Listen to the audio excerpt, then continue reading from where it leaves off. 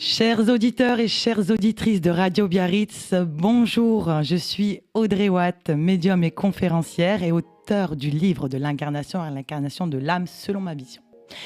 Alors aujourd'hui, je reçois un invité exceptionnel, Johan médium, auteur, conférencier. Bonjour Johan. Bonjour Audrey, merci pour ton invitation. Eh ben, avec grand plaisir. Comment vas-tu Johan ? Ça va très bien, très bien. Bon, ben super. Alors, Johan, j'aimerais bien que tu te présentes un petit peu à nos auditeurs de Radio Biarritz. Et que, donc, tu es médium, hein, c'est ta première spécialité. Oui, alors on est obligé dans le monde humain de mettre des mots et des étiquettes. Bon, j'ai cette étiquette, effectivement. De toute façon, on va parler un petit peu de tout ça. Donc, peux-tu m'expliquer, Johan, ce que tu fais déjà ? Alors, la médiumnité, qu'est-ce que c'est la médiumnité ? On en parlera plus en précision, mais comment je suis arrivé médium ? Ça a démarré en 1998. Où je perds mon frère d'un accident de moto. Et sur les lieux de l'accident, j'ai pour habitude de dire que vraiment le premier flash est arrivé là. Sur les lieux de l'accident, je vois effectivement que le hasard n'existe pas. C'est-à-dire que la moto devait rencontrer, c'était un motard, devait absolument rencontrer ce camion à la seconde près. C'était une route dégagée et le chauffeur explique qu'il ne l'a pas vu. Il a traversé la route devant mon frère, devant cette moto-là, et mon frère s'est encastré sur la remorque. Donc ça se joue à une seconde près. C'est-à-dire que si mon frère se refait les lacets ce jour-là, rien que dans sa journée, il gagne cette seconde qui le fait rater, éviter en tout cas ce camion. Quand vous mettez du non-hasard dans votre vie, c'est-à-dire que c'était écrit, et vous mettez le pied dans la spiritualité, dans la foi, dans ce que pourrait être un libre arbitre. Donc j'ai cheminé, et en 2014, je fais, c'est très simple, hein, d'accord, j'ai vite, il n'y a pas de souci. Je fais des bonds de 10 ans en 10 ans. Et en 2014, donc, je lis un livre qui s'appelle un livre de Michael Newton, Souvenirs de l'au-delà, qui est passionnant. Et je me dis, moi aussi, je veux vivre une hypnose spirituelle. En fait, il plonge, cet hypnothérapeute, des personnes en état donc, hypnotique, et ces personnes, donc en état de conscience modifié, se mettent à vivre d'autres vies. Voilà, des vies dites antérieures. Donc j'ai décidé de faire la même chose, de vivre cette expérience, parce que je pense que la vivre, c'est différent que de le lire. Donc je décide d'aller, je vivais à Agen à l'époque, je décide d'aller à 2h30 dans le Lot en plein hiver, et je le dis avec tout l'amour que j'ai pour les Lotois. Bonjour les Lotois. C'est pas passionnant. Donc déjà, ça marque quelque chose en termes de conscience, et j'arrive dans une maison en bois au fin fond du Lot, une personne très austère m'accueille, et j'avais jamais testé l'hypnose, je ne savais pas ce que c'était. Tu ne savais même pas si tu étais sensible. Exactement, ou pas, tu ne savais pas du tout à quoi t'attendre. Pas du tout. Alors, il m'installe dans une pièce et il me dit, alors c'était un vieux bain de soleil, il me dit, mais voilà, vous allez vous installer là, puis on va partir. Je dis, alors moi, si j'arrive à tomber là, moi qui ai un gros mental en plus à la base, ça c'est difficile. Si j'arrive à être en état hypnotique là, dans ces conditions-là, ça va être... Bon, il a réussi au bout d'une demi-heure, on appelle ça l'induction. J'ai entendu, et je le dis souvent dans les interviews, j'ai entendu une espèce de clic. Tu vois, une espèce de déclic dans mon cerveau, à l'intérieur. Intérieur. Je savais que c'était le moment de partir, comme si on ouvrait une porte. D'accord. Je me suis laissé aller, puis donc là, je vous la fais à course parce que ça durait 3 heures, où j'ai pleuré pendant 3 heures. C'était magnifique, je n'ai pas honte de le dire. C'est beaucoup où j'ai vécu, je me suis retrouvé en Espagne, en Italie, dans des corps, dans des situations différentes, dans des époques différentes. Mais ça n'a rien à voir avec un voyage astral, c'était vraiment... Ah non, là, c'est vraiment de la conscience, en fait, du passé qui s'est projeté à moi. Et donc, vous apprenez... En fait, ces vies-là, vous ne faites pas du tourisme spirituel, l'hypnose spirituelle, ça vous permet d'aller débloquer des situations que vous avez déjà rencontrées. Et donc, le fait de les vivre, de le revivre, d'en prendre conscience, ça vient débloquer chez vous dans votre présent. Voilà en fait pourquoi on fait de l'hypnose spirituelle. C'est pas juste du voyage historique, ça n'a aucun sens. Mais on vient chercher, puiser de la conscience dans des vies dites antérieures. D'accord. Et je suis ressorti de là, ça a été incroyable, au-delà du fait de vivre d'autres vies. J'ai connecté avec ce qu'on pourrait appeler des êtres, des formes, en tout cas, spirituelles, vibrantes, vibratoires, qui m'ont traversé de couleurs, qui m'ont apporté beaucoup de conscience, qui se retrouvent aujourd'hui aussi dans le livre. On va en parler après. Le plus gros, je crois que c'est là en fait que la médiumnité a vraiment pris un tout autre pas. J'ai encore cette image parce que ça reste gravé en vous. Ce que vous vivez reste gravé en vous et j'ai une forme lumineuse violette, de couleur violette, indescriptible en fait. On essaie de mettre des mots sur des mondes ou sur des plans vibratoires où ça n'existe pas. Ce n'est que de la vibration. Et cette énergie violette, je sais qu'en l'espace d'une demi-seconde, m'a donné peut-être 10 ou 15 ans de savoir, de conscience. Mais mon cerveau mouline encore aujourd'hui de tout ce savoir-là et ça ressort par bribes. C'est pour ça que j'entame un deuxième livre. Mais tu as eu peur? Est-ce que tu as eu peur parce que finalement, tu n'avais pas tout ça, tu n'avais pas cette médiumnité. Rien, j'étais vraiment... Plutôt cartésien. J'avais une part spirituelle, mais je vivais pleinement dans la matière. Surtout que tu avais un travail qui était bien Exactement, matériel. J'étais VRP multicarte, donc j'ai gagné beaucoup d'argent. Donc j'étais dans la matérialité, l'opulence et l'argent. Et après... j'ai continué avec agents immobiliers, donc on reste vraiment très ancré. Ah bah oui, voilà. Mais est-ce que tu as ressenti, ça t'a chamboulé? Est-ce que tu as accepté tout cela ou tu as eu peur ou tu te dis non, c'est pas possible, c'est moi, c'est mon mental, c'est pas possible? Tu t'es posé des questions? Oui, parce que la première chose, alors déjà je ne sais pas comment je suis rentré chez moi. Il y avait 2h30 de retour, je crois que c'était tellement puissant. Déjà il a eu du mal à me faire revenir, parce que je suis resté, c'était... En fait, quand il me dit on a passé 3 heures, pour moi, c'était un non-temps. C'est comme si ça avait été une demi-seconde, en fait, cette expérience. Vraiment, j'ai été déconnecté d'un temps. Et même vibratoirement, je n'étais plus la même personne. D'accord. Voilà, mais positivement. Ça m'avait vraiment chamboulé. Un petit peu si tu passais, par exemple, 30 ans dans une pièce noire et qu'on vient d'allumer la lumière. Et que tu découvres tout ce qu'il y a autour de toi, c'est ce que j'ai vécu. Ma femme m'a pas reconnu quand je suis arrivé à la maison. Ça a été elle m'a dit mais qu'est-ce que tu as vécu? Donc je lui ai raconté. Et effectivement, tu switches en fait dans ta vie et énergétiquement. Donc c'est comme ça que j'ai commencé à avoir des flashs, des visions, des esprits, de la conscience, des sons. Voilà, c'est à partir de ça. Et puis c'est bien parce qu'en fait, moi personnellement, c'est vrai que je te suis beaucoup. Et en plus, tu es un cherchant. Tu es un chercheur. Exactement, c'est mon côté très cartésien. Alors, c'est pas forcément cartésien, c'est cartésien, mais aussi c'est à ce côté de vouloir aller chercher et comprendre, analyser. Exactement. C'est comme ça que je te perçois. Exactement. On appelle ça les personnes, c'est des cherchants. Et donc, du coup, je sais que tu continues, je le ressens, que tu continues tout le temps à chercher. Et du coup, donc, tout ceci t'a amené, comment ça t'a amené à en faire ton travail en fait? Alors, quand je suis rentré en fait de ces 3 heures d'hypnose, la première chose, c'est aller vérifier historiquement ce que j'avais remonté. Parce que j'ai monté des lieux, des dates, des noms historiques que je ne pouvais pas connaître, qu'on n'apprend pas à l'école. C'est la première chose déjà qui m'a confirmé que ce que je venais de vivre était réel. Il y avait une consistance. Et j'ai appelé moi l'hypnothérapeute, j'ai dit mais c'est incroyable, j'ai pu le vérifier, puisqu'en plus il nous enregistre. J'ai l'enregistrement. Bon, pour lui, il était blasé parce qu'il en fait des dizaines par semaine. Donc, pour lui, c'était normal, en fait. Mais moi, c'était extraordinaire. Et donc, c'est après ce côté... J'ai toujours eu, depuis ce jour-là, à savoir comment je réussis à canaliser, à voir, à comprendre, à entendre. Donc, c'est là où vous passez au-delà de votre propre vibration. Vous découvrez la glande pinéale, cette petite organe, cette petite graine ou glande que vous avez en plein milieu du cerveau, qui est un outil de réceptivité extraordinaire, que les Égyptiens avaient déjà découvert 3000 ans. C'est l'œil d'Horus, c'est ce fameux troisième œil.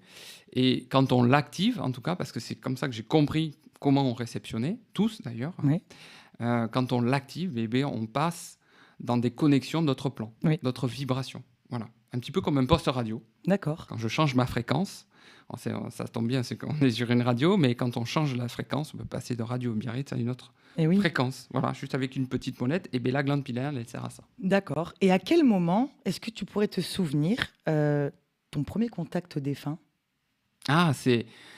C'est le premier contact. En fait, j'ai voulu me tester moi, Oui. savoir si réellement ce que je voyais de manière non volontaire, non provoquée, pouvait fonctionner maintenant de manière volontaire. Oui. Donc j'ai demandé à des personnes autour de moi, à commencer par mon ex-femme, des photos d'esprit Mhm. de sa famille. Oui. Donc je n'avais jamais côtoyé, qui était donc décédé avant notre rencontre, et donc je ne connaissais rien de leur vie. Et donc elle était à côté de moi, et j'avais la photo, et elle notait tout sur un cahier qu'elle ne pouvait même, elle, des fois, elle pouvait pas valider en fait Oui. les informations. Eh Donc oui. elle a dû après. Et c'est comme ça que j'ai vu que cela fonctionnait maintenant de manière consciente. Je le faisais. Après j'ai demandé à des personnes encore élargies, cercle d'amis, tout ça. Je faisais donc du gratuit, des séances gratuites. Et c'est comme ça aussi que je me suis perfectionné, parce que c'est de l'entraînement, hein. La L'entraînement, c'est comme le médiumnité, sport, hein. exactement. Plus vous travaillez en Pratiquer, tout ouais. cas votre, c'est comme les Usain Bolt. Je prends toujours cet exemple-là pour qu'il devienne champion olympique et champion du monde. Ben, il s'est entraîné tous les jours, Eh ben, c'est des ça. dizaines d'heures par jour. C'est ça. Donc voilà un petit peu comment ça a démarré. D'accord. Je restais toujours avec ma part de matière, mon travail, hein, Oui. et jusqu'au jour, voilà, en 2020, 2021, c'est 2020. Voilà, je suis mis en contact avec Bruno Un Nouveau Message, Oui. et je passe, donc ils ont fait un test Oui. d'une dizaine de personnes, et sur ces dizaines de personnes, donc j'ai été sélectionné pour passer à l'émission, Mhm. et pareil, mis en condition du réel, c'est-à-dire qu'on vous met quelqu'un en face de vous et puis vous devez passer des messages. Et c'était une expérience extraordinaire, c'est là où j'ai décidé de me professionnaliser en fait. D'accord.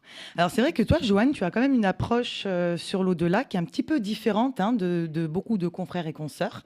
Et je trouve formidable aussi que chacun puisse avoir ses propres visions et perceptions. J'avais juste une petite question.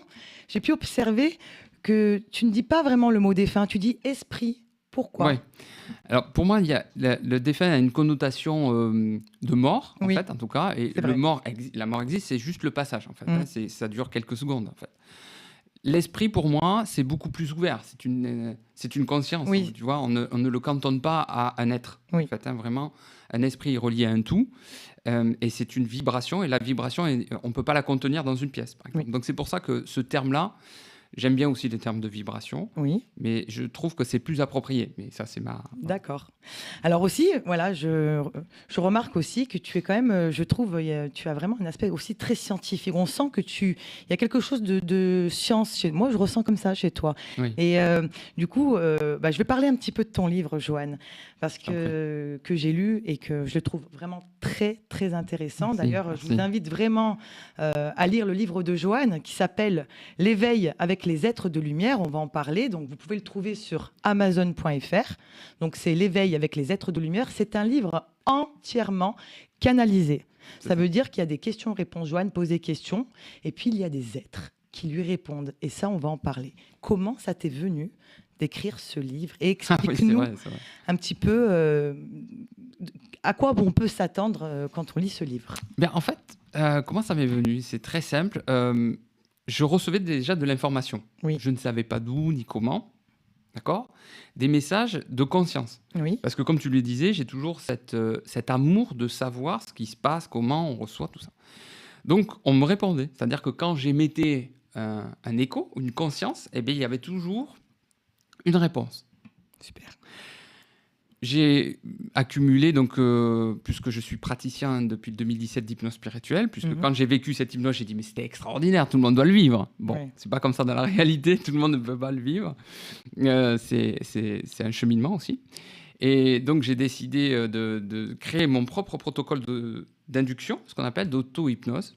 Et quand je suis dans cet état-là, j'arrive à canaliser. C'est-à-dire que je sers de support vibratoire et des plans subtils, ce qu'on pourrait appeler, hein, c'est comme un millefeuille vibratoire, il n'y a pas un endroit en tout cas, ce qu'on pourrait décrire du divin, s'exprime au travers, utilise mes cordes vocales, ma voix donc je suis un support énergétique pour eux pour exprimer de la conscience.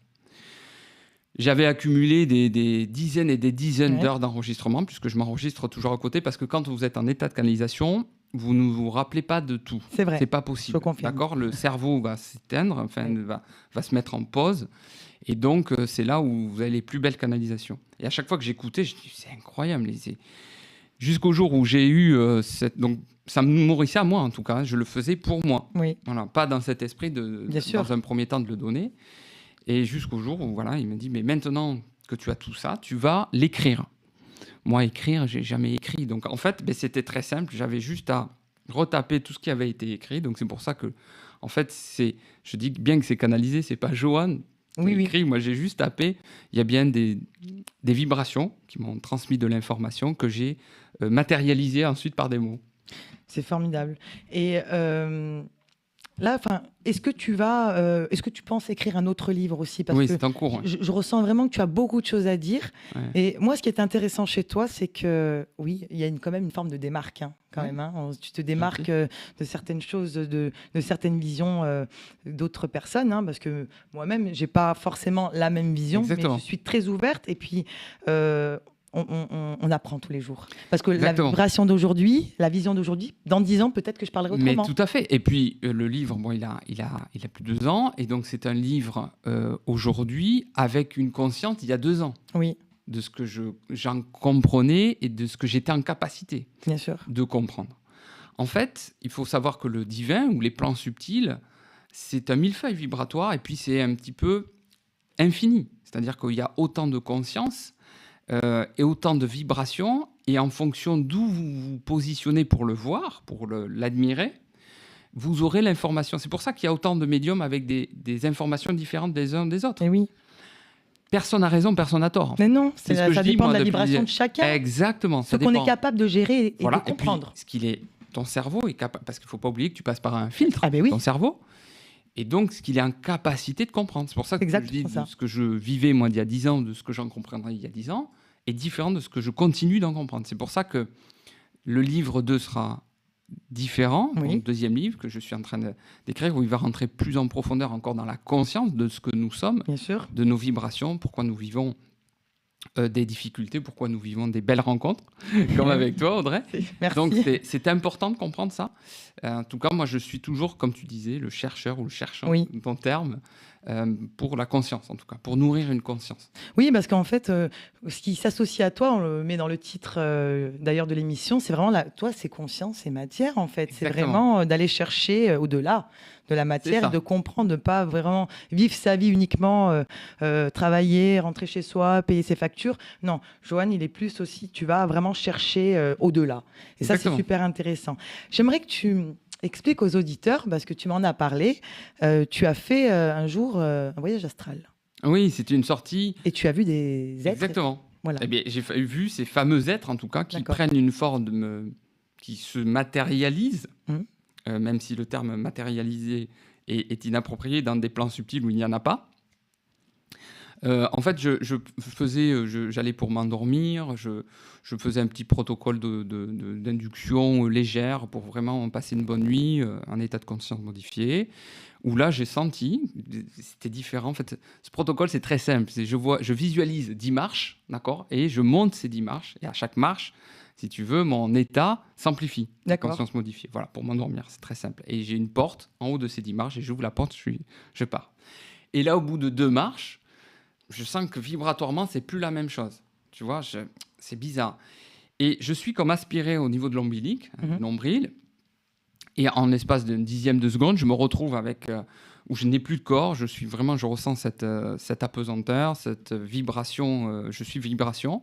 Et je me retrouve face à 2 êtres, dont une qui s'approche de moi. Donc, il y a une forme à peine humanoïde, avec 2 points énergétiques au niveau du plexus solaire et du cerveau, et qui me dit « Je suis ta conscience supérieure », puisqu'on est tous reliés en cas des plans de conscience, et ce sont des graines de conscience qui sont dans des plans subtils. Et quand elle dit ça, en fait, j'oublie toute la matière. Je sais que la Terre n'existe plus, que pourtant je suis père de 3 enfants, je n'avais plus conscience de mes enfants, plus de la... Et elle me montre en fait toutes mes consciences qui ont été projetées dans différents plans. C'est là où j'ai compris aussi que nous n'étions pas qu'une conscience, mais des consciences. On appelle ça la multiconscience. Je l'ai écrit dans le livre. Oui. Et ce non-temps aussi. Cette espèce où tout est joué. tout est fait, tout est conscientisé par des choses, par une force ou une source, ou les gens appellent ça la source. Et encore, le source, ça voudrait dire qu'il y a un point, tu vois, c'est très humain. Par une conscience, en fait, universelle, tout est fait. Voilà. Et tu ne t'es même pas rendu compte du temps parce que tu ne pourrais pas dire. Je ne sais pas combien Toi, de temps ça a duré. Je ne sais pas. Ouais. Je ne sais pas si ça a duré 1 minute, 10 minutes. Tu n'as pas de ressenti de dire j'avais l'impression que ça a duré une éternité ou... Non, vraiment, c'est... Et il faut le vivre, cette expérience du non-temps, où on est... En fait, ici, on est très contraint par la matière, par cet aspect matriciel, en fait, qui nous oblige. Parce que tu as un soleil qui se lève et qui se couche, et tout autour de toi est du temps. Mais quand tu vis ce non-temps, c'est puissant.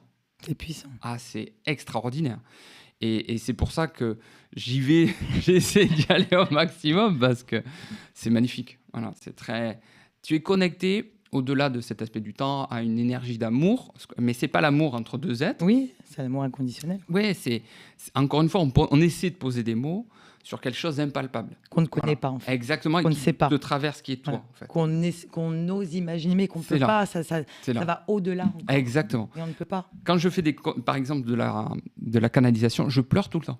Oui. Parce que quand tu es branché sur ce canal-là, ta matière physique ne peut pas tenir la vibration d'amour. D'accord ? Si aujourd'hui, par exemple, ta conscience supérieure qui est sur un des plans subtils, une puissance, vient sur ta... Mais elle exploserait. Oui. D'accord, par la vibration d'amour. Okay, oui. C'est trop puissant, donc moi je pleure tout le temps, et d'ailleurs plus on pleure mieux c'est, c'est vraiment, on nettoie l'âme un peu. Mais voilà, c'est comme une drogue, vraiment cette énergie d'amour, c'est comme une drogue. D'accord. Et les personnes qui viennent te voir, qui prennent contact avec toi, qu'est-ce que tu proposes dans tes prestations ? Qu'est-ce que tu fais exactement ? Enfin, qu'est-ce que tu proposes ? Je suis multicasquette parce que tu sais que je n'arrive pas à me contenter de faire qu'une chose. Donc, je fais de la médiumnité, donc du contact esprit ou vibration. Je fais ensuite de la guidance, qu'on appelle la guidance spirituelle, mais sur un plan spirituel. Avec un support ou sans support ? Sans support. Moi, j'ai toujours travaillé sans support, même pour le contact esprit. Vous venez avec photo ou sans photo. Alors, c'est toujours bien de venir avec photo parce que le médium va poser une conscience sur une image. On en discutait d'ailleurs très bien pour essayer de connecter au mieux. Mais ça fonctionne aussi très bien sans photo. Quand je fais des conférences en salle, j'ai pas de photo, j'ai pas de support. D'accord. C'est ça qui est bizarre. Oui. Et ensuite, j'ai un atelier de canalisation en ligne où j'apprends les personnes. Je dis, c'est possible. Tout le monde le fait, tout le monde peut y arriver. Pourquoi ? Parce que nous avons tous le même organe. Vous avez tous cette glande pinéale. Soit c'est votre chemin et ça sera très facilité, d'accord, par les plans subtils, soit ça l'est pas, et puis vous ferez de la canalisation classique, et ça sera OK aussi. Vous arriverez vous en ferez pas votre métier, mais en tout cas, vous arriverez aussi à canaliser pour vous nourrir. Oui. Et ensuite, je fais aussi des ateliers développer ses capacités et ses ressentis, où c'est l'étape d'après, c'est vraiment des personnes qui veulent connecter à des esprits. D'accord. Voilà. Alors autrefois, j'ai regardé une de tes vidéos et alors, j'ai adoré parce que j'avais testé aussi. C'est la lampe hypnagogique. Oui. Voilà, donc alors c'est vrai que la lampe hypnagogique, elle n'est pas forcément accessible à tout le monde parce qu'elle a quand même un certain coût. Alors c'est vrai que moi, je ne sais pas si ça fonctionne ou pas. C'est vrai que j'ai téléchargé une application, c'est un petit peu la même chose. Ah d'accord, ok. Et je pose le téléphone, vraiment, je ferme les yeux vraiment et ça fait ça. Exactement. Et en parallèle, j'ai mis, je ne sais pas ce que tu en penses, dans mon casque audio, c'est une autre application, c'est les sons binauraux. Oui. De mettre les deux, Exactement. Que, même si c'est sur le téléphone et que c'est moins, est-ce que ça a un impact ? Ça peut si tu es très sensible. Voilà. Si tu as ta glande pinéale est décalcifiée, ce qu'on appelle, si elle est nettoyée, puisqu'elle peut se calcifier en fonction de ce que vous mangez, ce que vous buvez, ce que vous respirez. Les fumeurs, par exemple, calcifient énormément leur glande pinéale. C'est pour ça que je te dis ça. Mais en fait, les lampes hypnagogiques, pour expliquer aux auditeurs qui nous écoutent ou qui nous regardent, ce sont des lampes stromboscopiques avec des LED et qui vont impulser de la lumière. Oui. Donc vous avez les yeux fermés et qui vont, puisque la glande pinéale est derrière le nerf optique, qui vont activer votre glande pinéale. Donc, qui vont amplifier un état de conscience modifié. Vous avez la possibilité de le faire soit par la respiration, vous pouvez activer cette glande pinéale, soit par ces lampes-là. C'est beaucoup plus rapide, 30 secondes, 1 minute. Oui. C'est tellement puissant. Donc, c'est pas à mettre entre les mains de tout le monde. On fait attention, par exemple, aux personnes qui ont subi des traumas crâniens ou qui sont épileptiques. Mais c'est extrêmement puissant pour aller connecter de suite à des plans subtils. Voilà, je m'en sers, moi, encore aujourd'hui, c'est très... Voilà. Pas plus de combien de minutes, parce que la première fois qu'on m'a fait tester la vraie lampe, je pense que j'aurais peut-être pas dû faire autant. J'ai dû faire 15-20 minutes. J'avais la tête qui tournait pendant 2 heures. Ouais, c'est beaucoup. J'étais... Moi, dans les ateliers, donc je fais tester, dans les ateliers, développer vos capacités, vos ressentis, je fais tester la lampe. Mais c'est des petites sessions de 2 minutes, 2 minutes 30, pour voir si déjà la personne... si c'est positif pour elle, si elle ressent les effets, et si on sent que ça dérange, on arrête, on coupe. D'accord. Pas insister en tout cas. D'accord. C'est très intéressant. Écoute, Johan, vraiment, je te remercie vraiment d'avoir accepté mon invitation. Et puis, voilà, je vous redis, les auditeurs, vous pouvez trouver le livre de Johan, c'est L'éveil avec les êtres de lumière. C'est un livre entièrement canalisé. Donc, c'est Johan qui a posé des questions en état de conscience modifié, qui est enregistré. Et puis, là, il retranscrit les réponses qu'il a reçues des êtres de plan supérieur. Donc, je vous invite vraiment. Vous pouvez le trouver sur Amazon.fr. Johan, est-ce que tu as un petit mot à dire, un petit mot de la fin? Petit mot de la fin. Bon, déjà, te remercier. Vraiment. Ça a été une belle rencontre. C'était une très belle rencontre. Et juste le mot d'amour. Merci à Radio Biarritz de nous accueillir aujourd'hui. Petit mot, soyez curieux. Soyez curieux, pas seulement de votre vie terrestre, mais de ce que vous êtes, de ce que vous vibrez, ce que vous avez envie, et donc expérimenter. Je crois que c'est moi ce qui a été les expériences qui font que je suis là aussi aujourd'hui, que j'en ai écrit un livre, parce que quand on est curieux dans la vie, qu'on est curieux de l'amour, voilà, ça se déroule très bien, beaucoup mieux en tout cas, on arrive à traverser la vie qui est difficile, mais avec beaucoup plus de légèreté. C'est ça, voilà. Je confirme. Alors, chers auditeurs et auditrices, je vous remercie pour cette émission. Je vous dis à très vite chez Radio Biarritz avec Audrey. Bye bye. Ciao, bye.